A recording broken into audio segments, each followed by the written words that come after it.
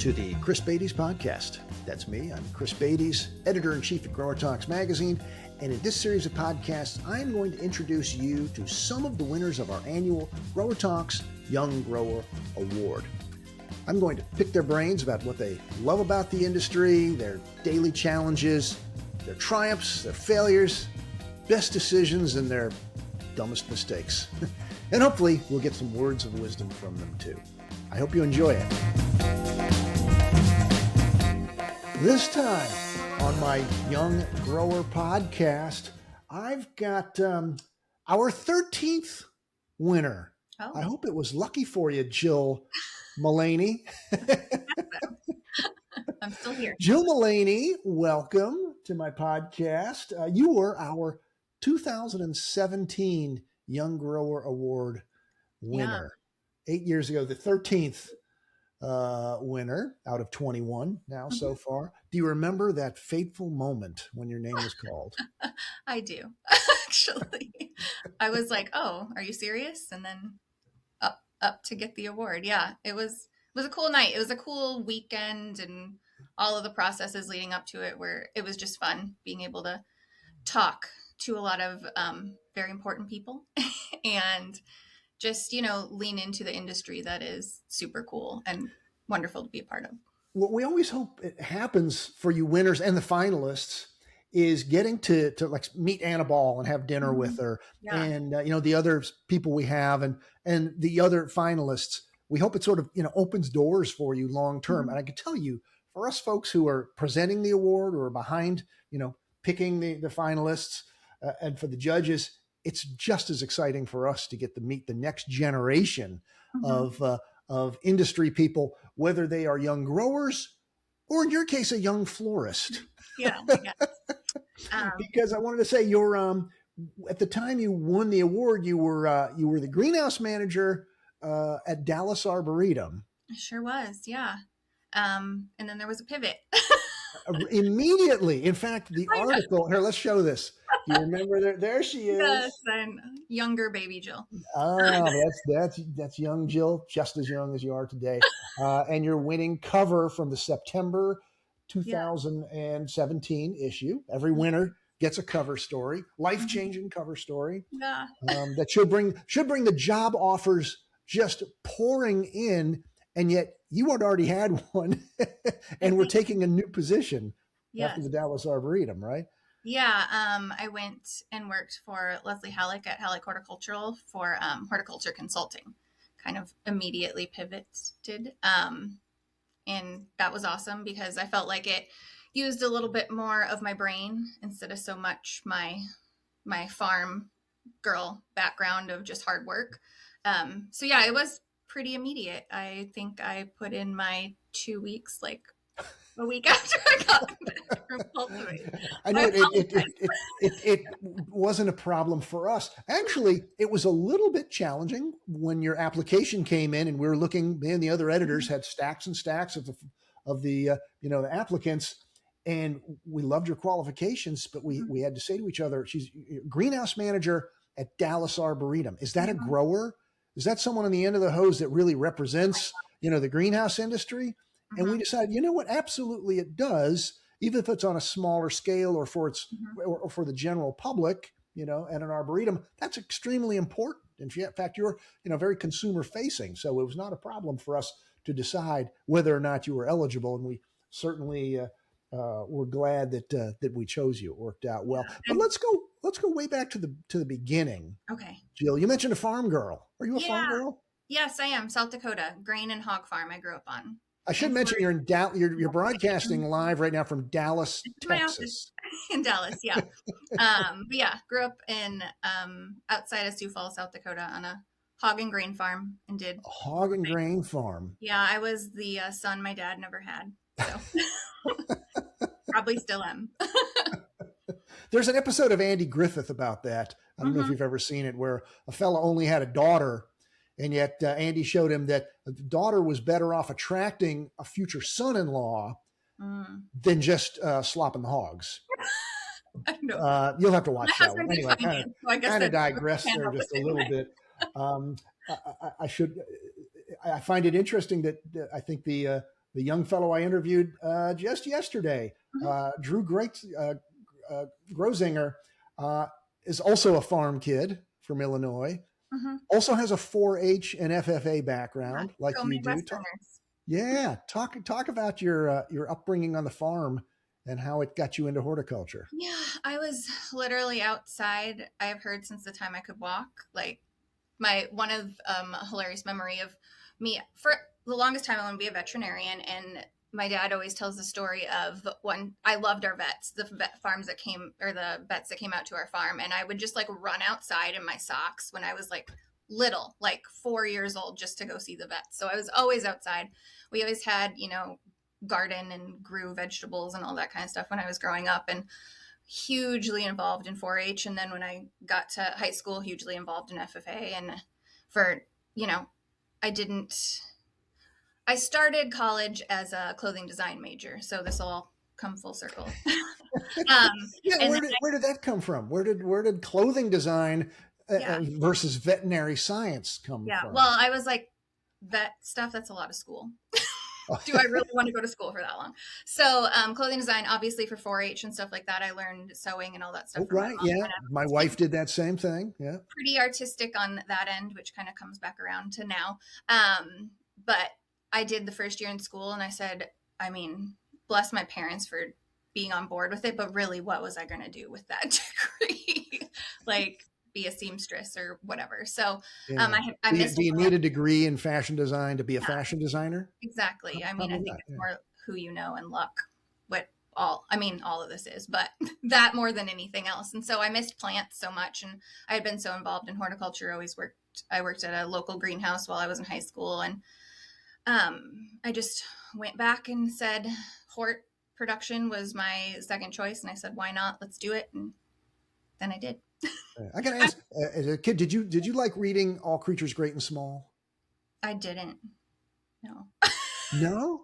I'm sorry. Well, you didn't have to, because you had your own vet. Do you know the story? James Herriot, the English rural vet in the 19th. Oh my gosh, you'll have to. These kids, gotta get them out. I know. Yeah, he's a vet, and then they had a TV show on PBS. Anyway, but you didn't need it because you had your own James Herriot coming out to the farm, taking care of the animals. But anyway, so you where'd you go to school? University of Nebraska. University of Nebraska.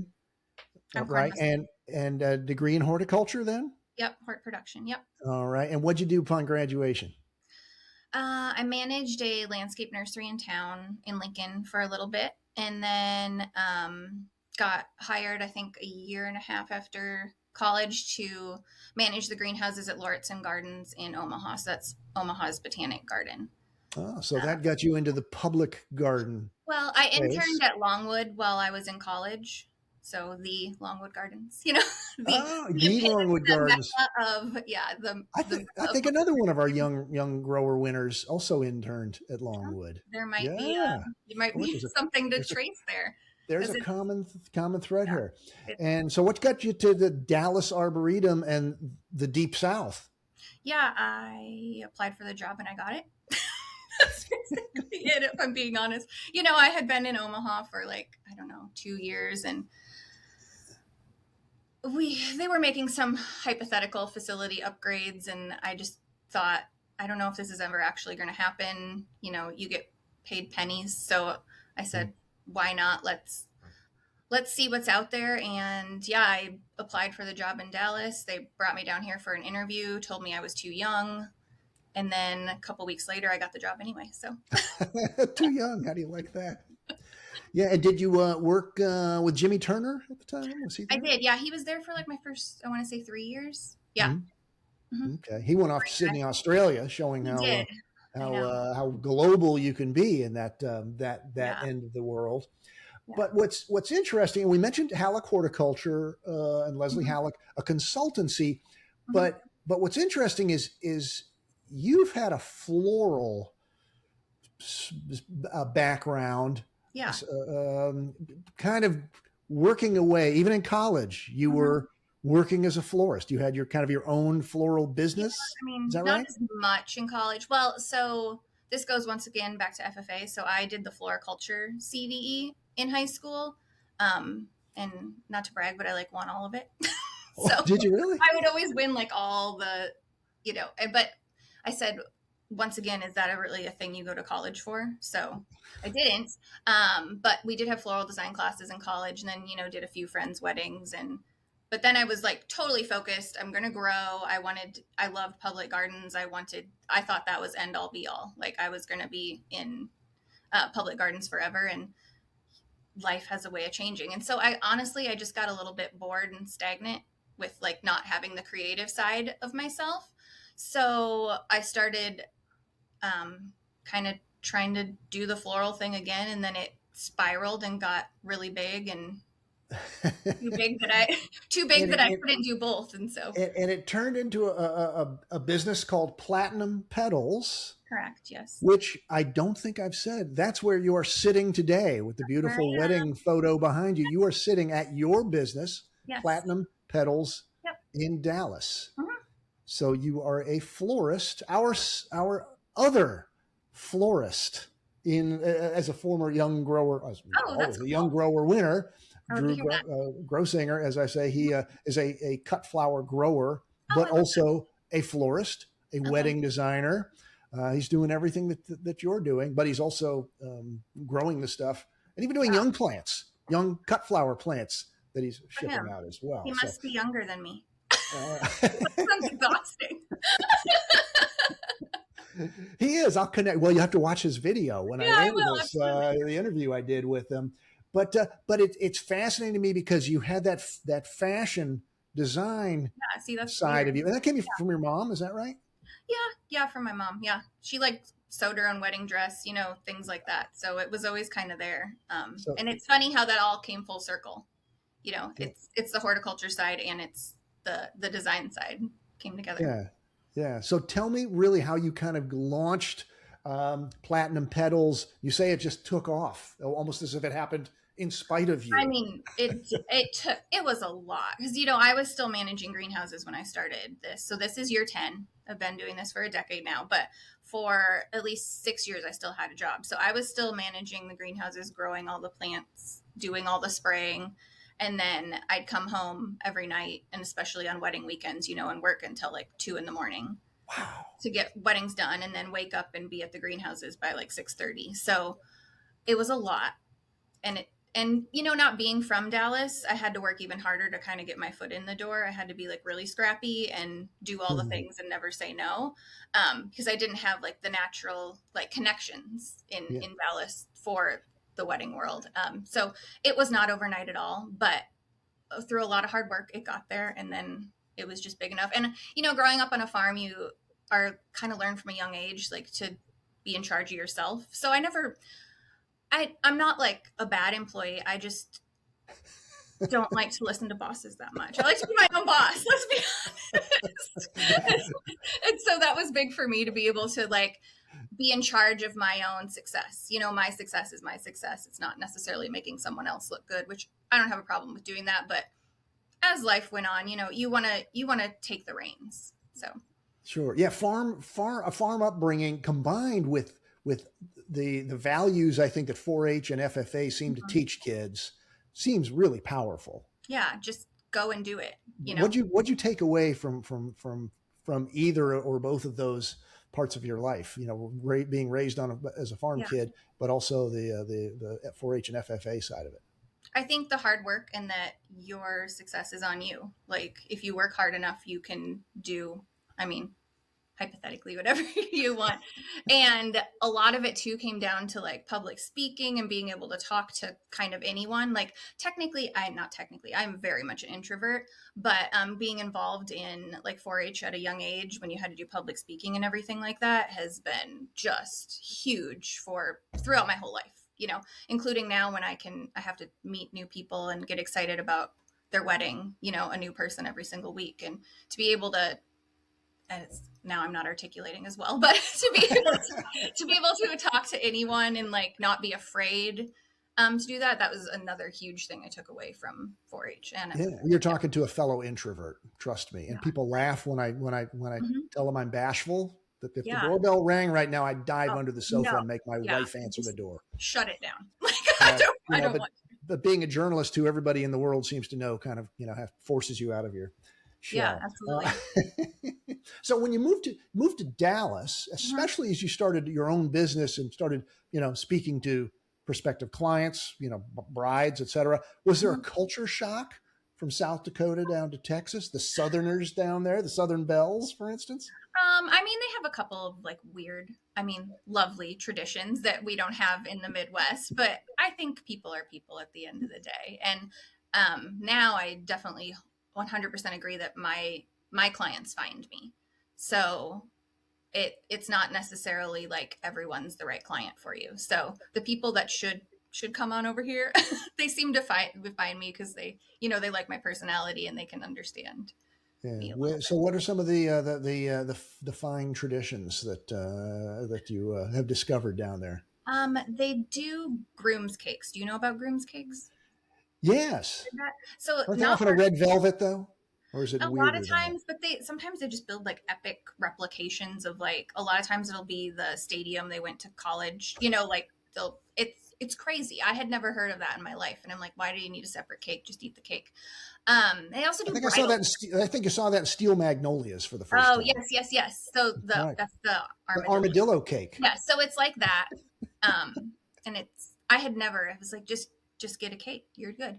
And they also do like bridal portraits, which is basically them like taking photos of the bride like a month or two before the wedding, and it's a whole ordeal. And I had never heard of that either, but to each their own. Takes me. Yeah. Well, you mentioned as we were getting started, the oil industry is good for you because it sort of evens out the economy. Yeah, it really insulates Dallas a lot. I mean, Dallas is just such a hub of money and industry and things like that we are a little bit more insulated from, what's happening, and fingers crossed or knock on wood that continues, because obviously that economy drastically affects the wedding world, where so many people didn't make it through COVID that operate in the wedding world. So there were no weddings. There were no weddings. It was rough. So yeah, I should ask about your business, some of the details of it. Do you have a traditional shop? Can I walk in and buy a bouquet or an arrangement? No, please don't. No, we call it for a lot of wedding florists that just do wedding floral. It's like a studio. So it's by appointment only. We order everything specifically for that client that week. So if someone wants like funeral arrangements or like daily stuff like that, let's go someplace else. I can give you. So you have a studio, not a shop. Yep. Unlisted phone number, probably. Well, I mean, it's listed, but just don't knock on the door. All right. So 100% wedding work, or also other events, parties, etc. Baby showers, parties, different things like that. But I would say 97% is wedding. That's where I thrive. So it's event work. Yeah, I really like those high pressure situations, obviously. And you talk about Drew being, like high energy, the things you have to deal with. How did COVID affect you? At what stage was your business in 2020? I guess you still had a day job at that time. Yeah, I was still with Leslie. I left Halleck in May of 2021. So I was still, thank goodness, I was still doing both because I had that. It really just made people, I guess, those that weren't operating the way they should have, their finances weren't buttoned up. They weren't operating. They were just, so a lot of people in the wedding world are more artistic, and there's not very many, like the right brain. Isn't that what it is when you're more organized? No, it's the right brain does the artsy stuff. Okay. The left brain should be keeping the books. Yeah. So left. Yeah. So not many people are left brained in this industry. So it can be really hard for a lot of artists to like actually be successful because they just love it. They just want to make things pretty. They don't care what it costs. So a lot of people that were in that boat suffered during COVID. My grower side, I think, being wildly organized at all times, really helps me get through that because I have like just enough of, or, my team that works for me is like, you're the perfect mix of, you can be creative, but you still have that organization and you can still deal with the money. And so I guess that's why I'm still here. I don't know. That and a really, really nice husband. How many employees do you have? Well, I do and most floral designers in the wedding world, we do freelance contract workers. So we have, on any given weekend, my really big wedding this fall, we had, there was 11 of us on site, and during the week we had like 5 or 6 in the studio. So it kind of just depends. You staff based on the event, what is needed. Do you handle catering and things too, if that's what folks want? Just flowers. Just flowers. Yeah. Yep. Somebody else does the whole big, event kind of a thing.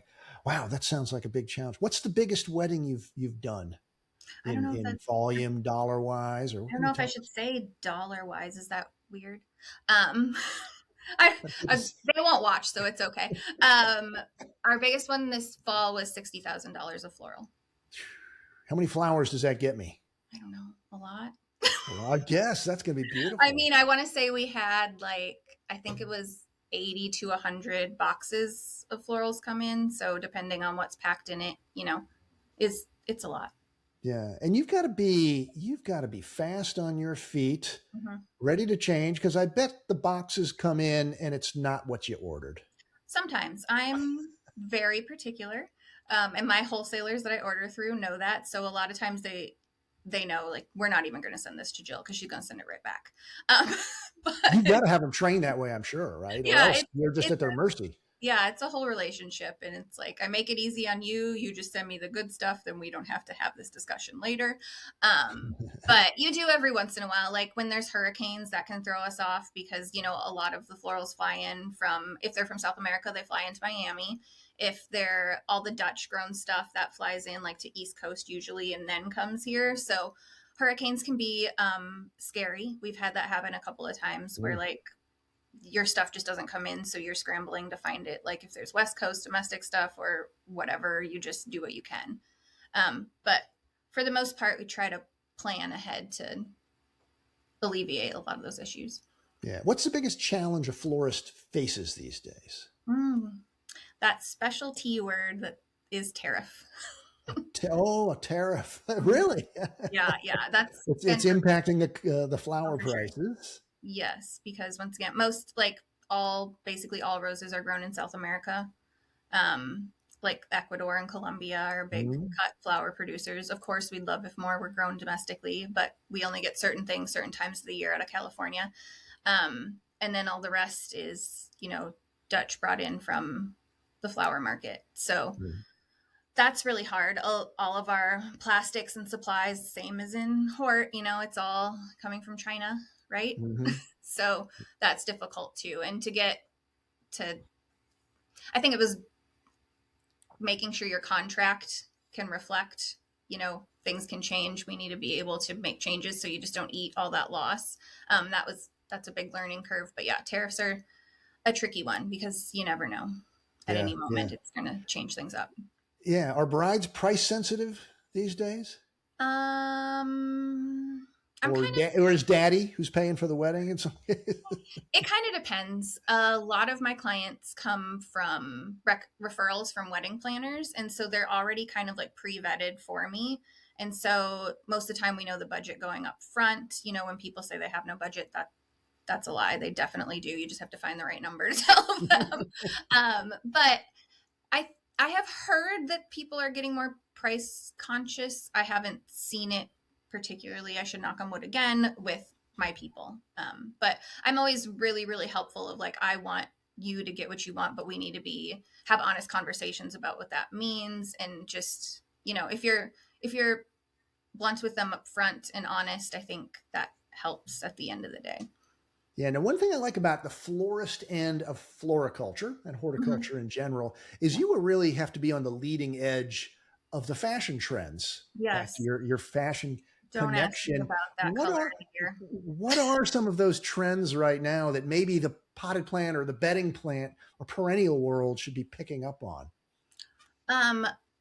We had this fall, the biggest request was like either a raspberry kind of color. There's some ranunculus that come in that really great, like raspberry, or anything that's in the plum realm. So like there's plum callas, there's plum ranunculus, plum scabiosa was like the hardest dang cut flower to get. And like I've been using it for years, but I think everyone else just caught up because, it's more of a plant, if you know plants. Anything scabiosa, if they can just pump up the availability on that. And like, yeah, that plum color was really, really popular. I See, think now we were trending towards purples. Yeah, those are the kinds of things that if a garden center owner knew about, they could find a way to play that up on their benches in the spring, the hot fashion color of the season or something. And maybe people don't know and they go, "Oh, I want that." Yeah. Drew, my other florist, he mentioned Taylor Swift. Oh gosh, please. I know. I'm so scared about what she's going to pick because I'm going to have to be doing it for like the next decade on repeat. So I'm like, please, lady, do not pick white. I can't do white until like, because, we want color, we want excitement, we want texture. But I heard her engagement photos helped plant some good seeds, maybe. I hope so. I mean, it was still a lot of white, but I don't know. We'll see. But it's that important though to keep up with T Swift. Yeah, it's too much important. Well, speaking of white, you've painted the wall behind you in the Pantone color of the year. I did. Well, it's actually gray. It's just bad lighting in here, but we do not approve of the Pantone color of the year. I don't know any floral designer that is like very excited about that. We all thought it should be a shade of green, like that chartreuse, like Bells of Ireland, Amaranth. That kind of green has been super popular this year too. So we were all floored when white was the pick because white. Yeah, what's it called? Cloud Dancer. Cloud 9. It's not it. Yeah. They did not ask us. Off-white is really what it is. It's really it's not even in a good eggshell. It's just, well, next year something else will next year, I think hopefully. Don't worry, I asked Drew that question too. Yeah. It was fun. Was it a big eye roll? Let's talk trends in general. What should a garden center owner, retailer, let's go there, or even a grower, how should they be looking for trends that can help them sell more of their annuals and perennials? I mean, if you want to lean into the younger crowd, which I begrudgingly have to do, obviously, that's my clients, look at what they're doing on Instagram or on TikTok. I don't TikTok, but I do Instagram. And if you can just pick up on the colors and like the vibes that they're giving off and probably market towards, I see a lot of people doing like vintagey things a lot. Like that's kind of a trend that's coming around. So unfortunately, you're going to have to sign up and like devote some time to seeing what they're doing on the Instagram world and TikTok again. Because that's really like running trends. Yeah, 15 years ago, I could say, look at the magazines at the checkout stand at the grocery store. You can't do that anymore. No, there's not many left, unfortunately. No, they're all special interest publications about cats or Taylor Swift. It seems like so. I'm here for the cat one. So you've had a short career, an exciting career with lots ahead of you. Have you made any good decisions you're proud of, or had any real proud moments in your career that make you smile? Well, obviously the Young Grower Award was like way cool. When I first started, I was super proud of myself for getting that internship at Longwood because that wasn't easy. Not a lot of people get that. So I was really proud of that. And then moving on to Young Grower, I was just being, like I said, I was told I was a little too young to do that job, just being young and a woman. Because also after I won Young Grower, some people said, well, we knew you would because you were a lady. And they always give it to the females. And I said, cool. I'd never heard that before, do we? This is a problem, but thanks for being honest. So I guess kind of, it's funny because horticulture world, like it's male dominated. And now I moved into this other world that is female dominated by a lot of people that were in sororities in college, and that wasn't me, so I'm finding myself in you're still an outsider. I'm still an outsider, but that's okay. I'm fine with that. So I guess like being strong enough to start a business and see it through and work my butt off in a town where I didn't know anyone to get where I am was pretty huge for me. And last year, actually, hopefully it'll happen again this year, I was nominated as like one of the top floral designers in Dallas by like my peers and wedding planners and stuff. And I didn't win, but that's fine because I'm fine with that.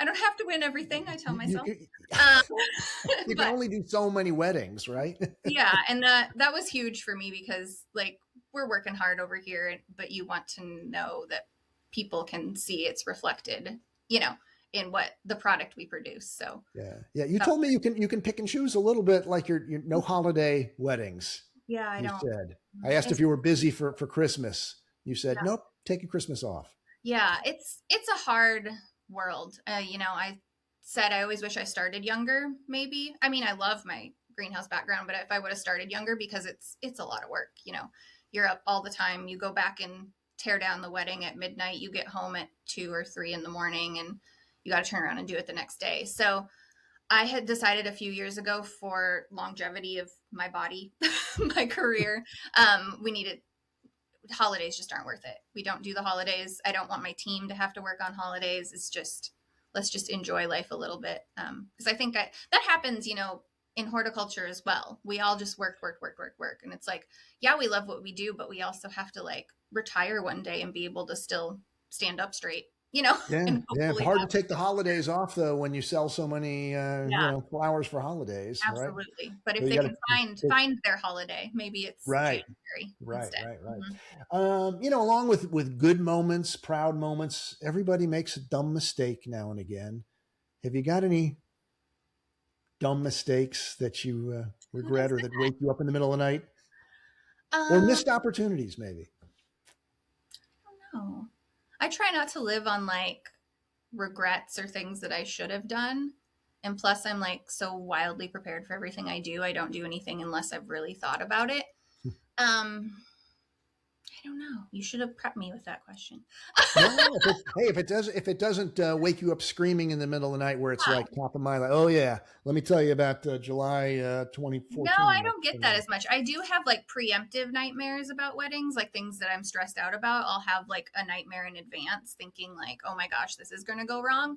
But I think that keeps me on my toes so then it doesn't go wrong later. Again, that farm girl FFA upbringing, right? I don't know. Almost sounds like you were a Girl Scout or a Boy Scout or something. Always be prepared. Yes. You mentioned that you don't like bosses, but you I do. I had some good ones. I'm not.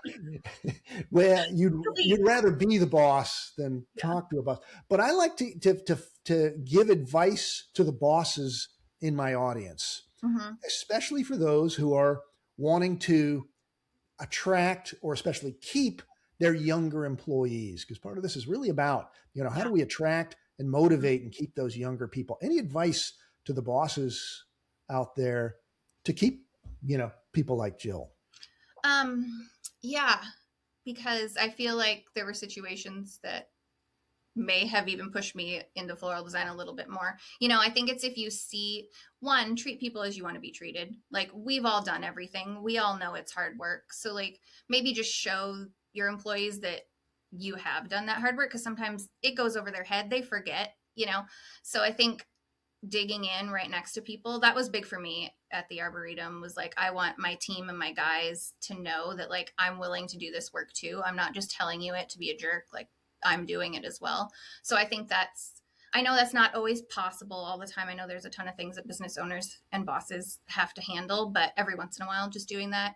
And I hear peripherally now with all my freelancers, even like my last wedding a couple of Sundays ago, I heard her talking in the background saying, I just love working for Jill because she always is saying thank you, and just like treating us like real people. And like, it doesn't have to be a lot. Like I'm throwing a party in January for all my freelancers that we're going to get together and make this little like floral collage thing. And we're doing stuff like that. So it doesn't have to be, but I think thank you just goes like such a long ways, And how about advice to the young Jills out there who are thinking of horticulture as a career, or they've just gotten into it, just getting started? What can they do for a long, fulfilling career? Lift with your knees. Number one, not your back. No. Just get your hands. Not bad advice. You got to lift those bales of peat. Will kill you after a while, right? Yeah. I think, and it's not that it's wrong to ask for help or you can't ask someone for help, but I feel like I noticed that even as I was transitioning out of greenhouse work, and like a lot of younger horticulturalists, they just wanted the answer given to them.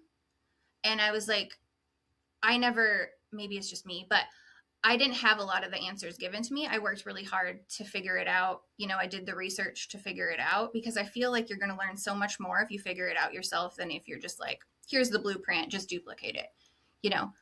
It's going to serve you in the long run when you come up with difficult situations in the greenhouse. We're always going to have the insects. We're always going to have the disease.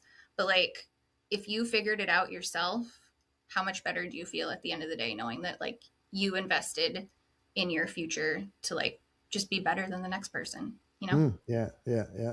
I think in your case too, correct me if I'm wrong, but you found a way to bring two talents to the job. That is your love of horticulture and plants and growing plants, but your innate love of design as well, that could have just gone by the wayside, but you found a way to combine the two. And I've always found that if you bring two talents to your job, you're twice as good as the next guy. Yeah. Yeah. And I love that too. My clients now, they love, like, I'll go off on tangents about, you can grow this plant in your yard and we're going to use it in your wedding. And like, you must smell this, and this is going to do this. And this is not the right season. This is the right season. So that's been like so helpful. A lot of people will like book me because I'm a plant nerd on top of knowing the floral and knowing, how to put pretty things together. So I think having two sides to yourself, you're more than just a person at the end of the hose. Like, you can bring a lot more to a job than just. Yeah.